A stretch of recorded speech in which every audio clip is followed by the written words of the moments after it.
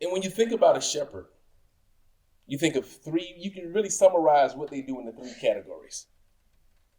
They herd, they feed, they guard. In the essence of a shepherd, that's what they do. But let me give it to you in business vernacular or leadership vernacular. To herd is to move in a particular direction. You do have a mission. To feed is to influence or to contribute. To guard is to provide security by protecting against damage or harm. And when you take those three things, it creates a template that I want to share with you. And I know we don't have much time, and I don't want to take too much of your time tonight. I just want to give you some quick strategies for you to really think about and to really grab a hold of it and run back to your areas of influence and say, hey, I just heard of a new strategy.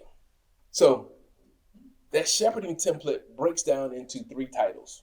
You can take those three things and we're going to break it down tonight. The first one I call the herder.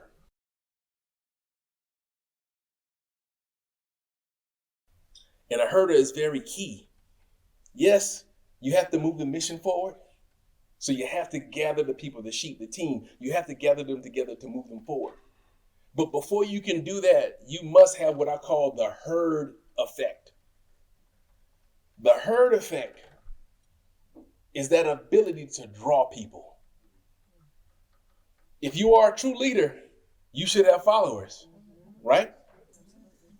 If you are a pastor, if you are a teacher, if you are an evangelist, if you are a prophet, if you are an apostle, the marks is that you have people following your teaching.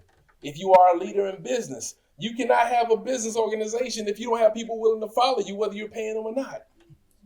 Because there are other job choices. It's a choice to go to a job. It's a choice to say, okay, I want to work for this person. Why would you want to work for somebody if they're treating you mean and they're not really taking care of your needs? We have to look at these things. So you have this herd effect. And when you put the herd effect in place, the mission takes its proper place. Because when you draw people, they're going to listen to you. And when they listen to you, they're going to want to do whatever you want to do. And you can come with the hard things if you come the right way. You know, we got this done. I know we said we were going to have some downtime, but something came up. This important part of our mission came up, and we got to serve these people. They're out there. They need what we do. Can you give me a couple of extra hours this week? And if you are a true uncommon leader, they'll be like, yes, I'll be right there. Because they're following not really the mission, they're following the leader. And we have to remember that. It's not about the mission. That's why you get people that are on jobs and part of organizations from church to nonprofits to city government and all up throughout government. You get people who sit back and it's just, I get this done today. Especially if they're not on a production basis. And one of the things my bio doesn't tell you is that I actually worked for the federal government for 30 years. I retired from Social Security last year. So I understand the government system very well. And I would have people that would just sit there and they would just do the bare minimum to get by. And a lot of it was because the leader was not supportive. The leader didn't really care about them. The leader just pushed them to the side and said, well, did you get such and such done today? Did you process this claim? Did you move that? And they forgot that your grandfather just died last week and you're still mourning, but you thought enough to go into work to help the team.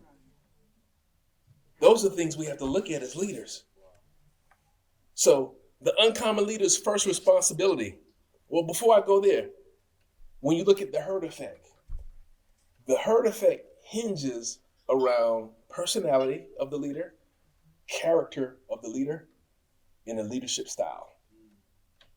To give you some concrete information to go by as far as what that herd effect does.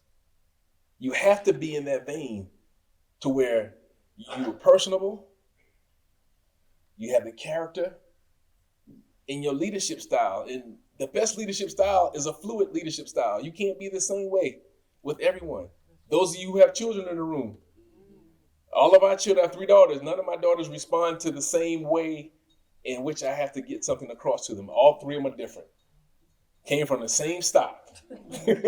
And I know y'all know what I'm talking about. It's like, well, you're so different. But that's how God made us.